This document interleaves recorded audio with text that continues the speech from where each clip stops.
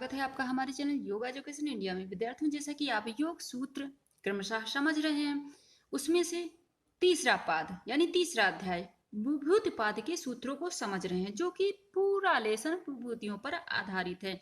तो इसमें आप 3.38 से लेकर 3.42 तक के सूत्रों को समझेंगे। ध्यान से समझना, इसी में से बहुत सारे क्वेश्चन बनने के चांसेस होते हैं।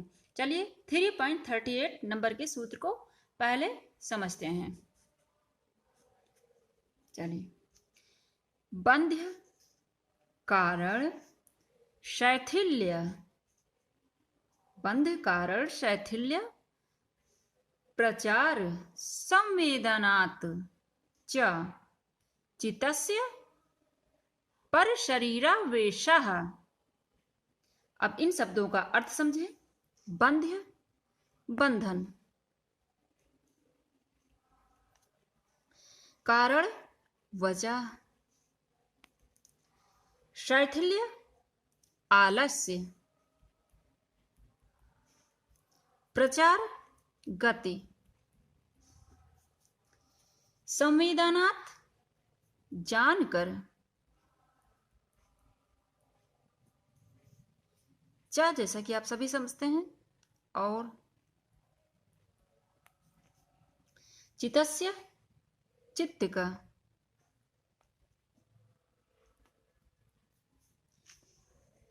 पर दूसरों का,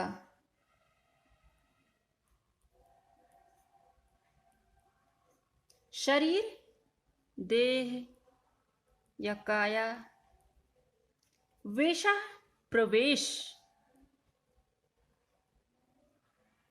तो बंध्य कारण शैथिल्यात् प्रचार संवेदनात् च चित्तस्य पर शरीरावेशः। चलिए, अब एक लाइन में अर्थ इसको समझें, उसके बाद मैं आपको एक्सप्लेन करके समझाती हूँ। बंधन के कारण, ध्यान समझना, बंध कारण है ना, बंधन के कारण यानी कर्म की शिथिलता से और चित्त की गति का भली भांति ज्ञान होने से चित्त का दूसरे शरीर में प्रवेश किया जा सकता है। अब साधक कैसे दूसरे शरीर में प्रवेश कर सकता है? देखो, बंधन के कारण यानी कर्म की शिथिलता से और चित्त की गति का भली भांति ज्ञान हो जाने से चित्त का दूसरे शरीर में प्रवेश किया जाता है। अर्थात विद्यार्थियों, एक सिद्ध योगी बंधनों के कारणों को दूर कर दूसरों के शरीर में प्रवेश कर सकता है। वह अपनी चेतना, ध्यान देना, वह अपनी चेतना को, किसको?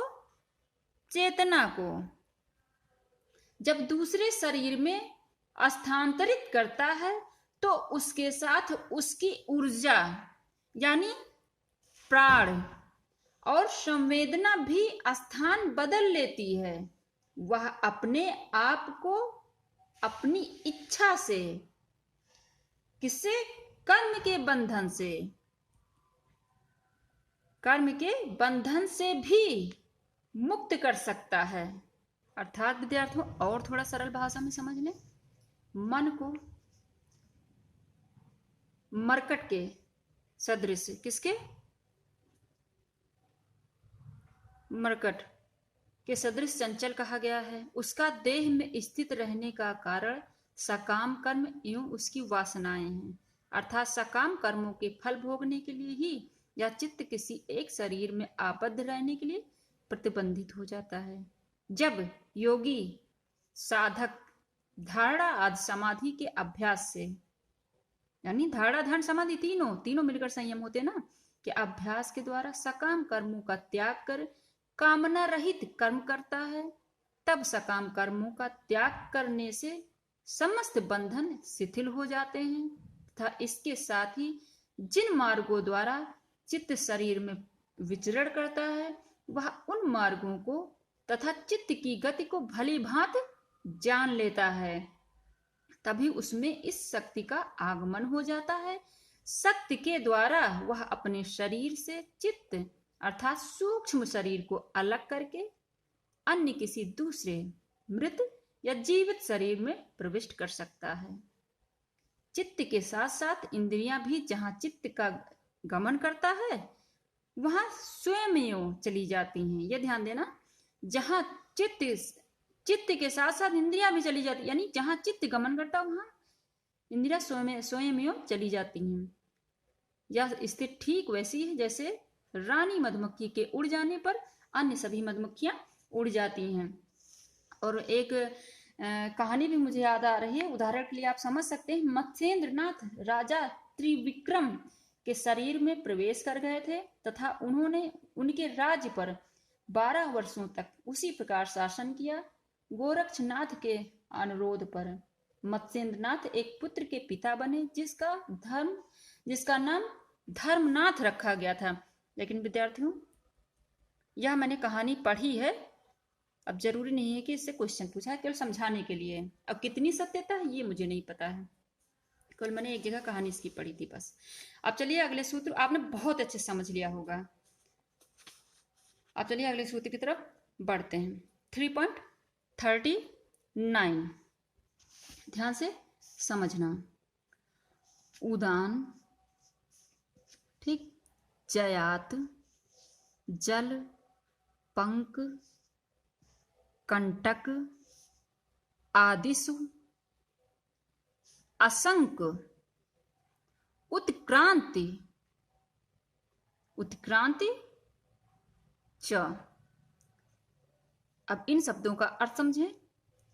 उदान मतलब पांचों प्राणों में से एक, उदान मतलब प्राण ही है ना, या जीवनदायी वायु, आप इसका अर्थ लगा सकते हैं, जीवन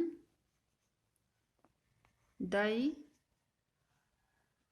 वायु, ठीक। जयात सिद्ध से,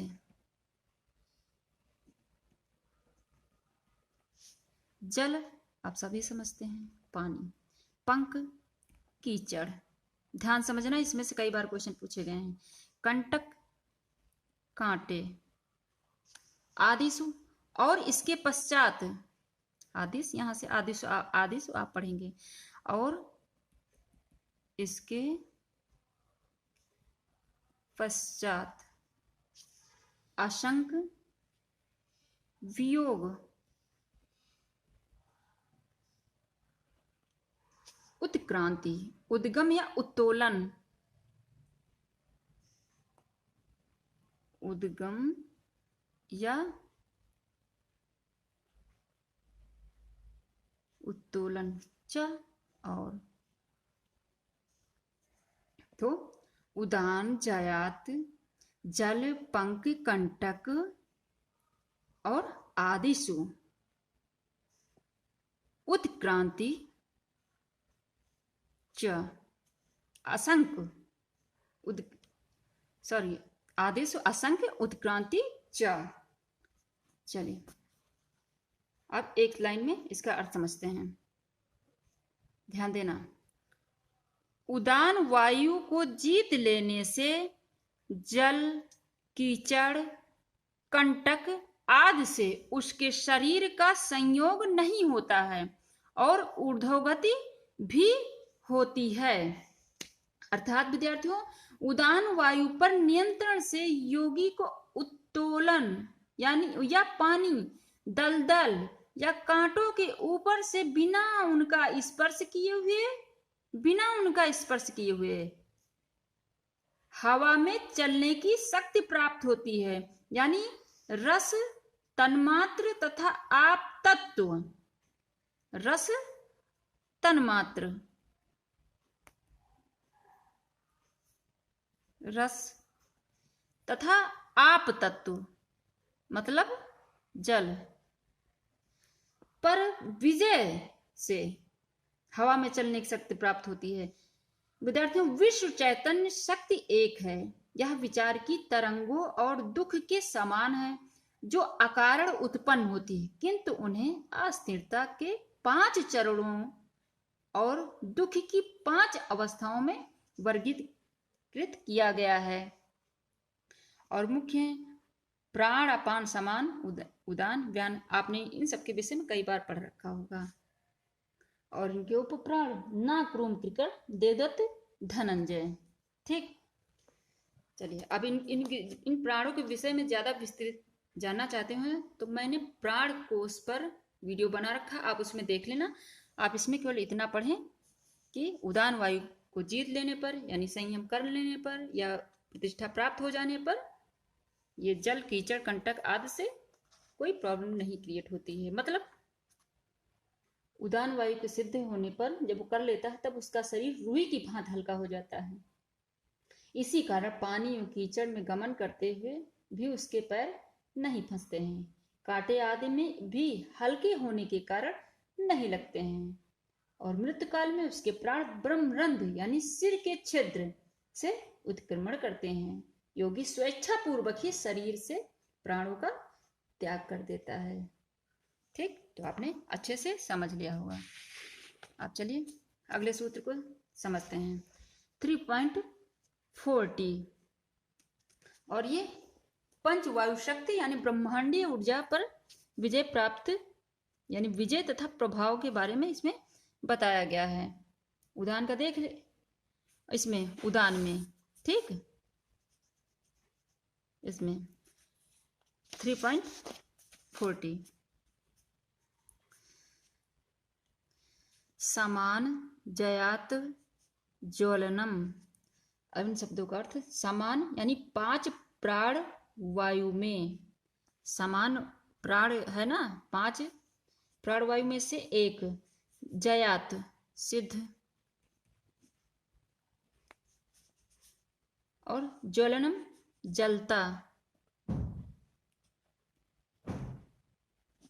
या चमकता।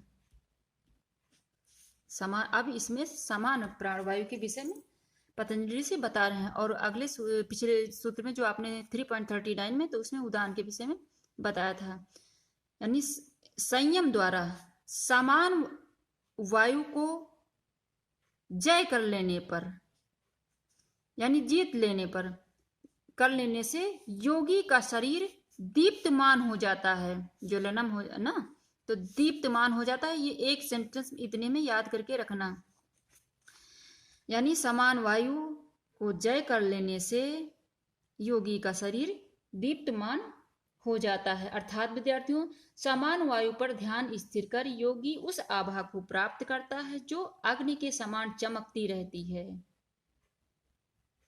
क्योंकि विद्यार्थियों यह वायु रक्तवाही तंत्र पर प्रभाव डालती है, इस कारण रक्त का रासायनिक गुण इतना अच्छा हो जाता है कि वह शरीर को पुष्ट कर देता है।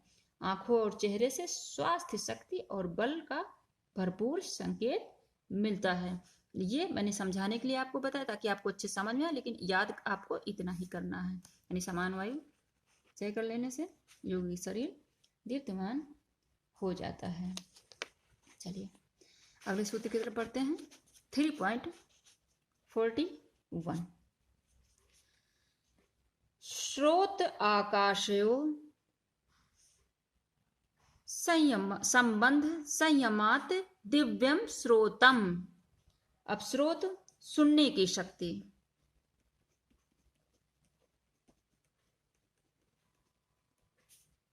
या सुनने संबंधी आकाशयो अंतरिक्ष में,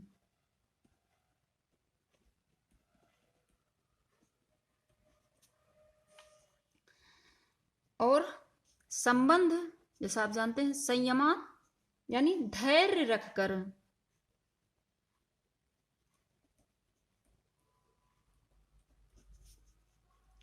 दिव्यम दैवी,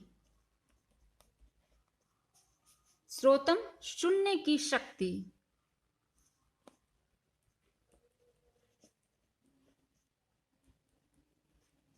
चलिए एक लाइन में याद करें। ये जो मैंने एक एक लाइन रखा है इसको आपको याद करना है, और समझाती इसलिए थोड़ा ज्यादा देर समझा देती हूँ ताकि आपको अच्छे से समझ में आ जाए।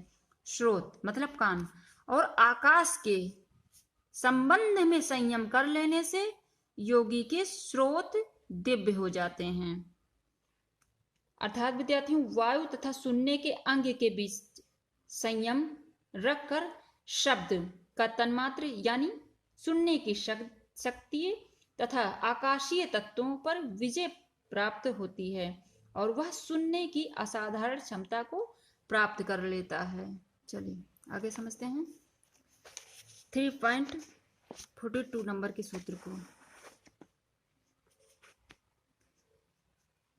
काय आकाशयो संबंध संयम लघु तूल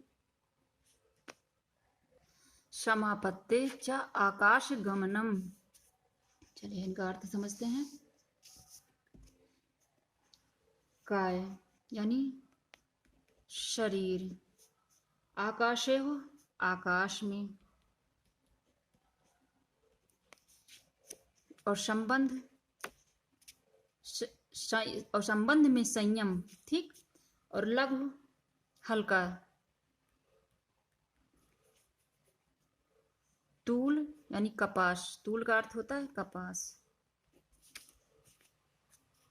और समापत्ते एक हो जाना, यह कपास का रेशा भी आप कह सकते हैं, का रेशा, समापत्ते एक हो जाना।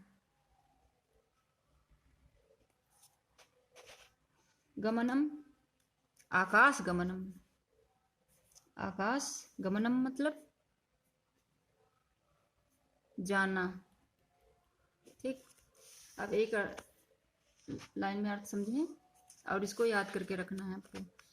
शरीर एवं आकाश के संबंध में संयम करने से और हल्की वस्तु कैसी रुई आदि में संयम करने से आकाश में गमन करने की शक्ति प्राप्त हो जाती है। अर्थात विद्यार्थियों, आकाश और शरीर के बीच ध्यान स्थिर कर सिद्ध योगी अपने शरीर और मन को एक इकाई में ढाल लेता है, जिससे उसका शरीर कपास के रेशे के जितना हल्का हो जाता है और वह हवा में उठकर अंतरिक्ष में चला जाता है। यानी तन्मात्र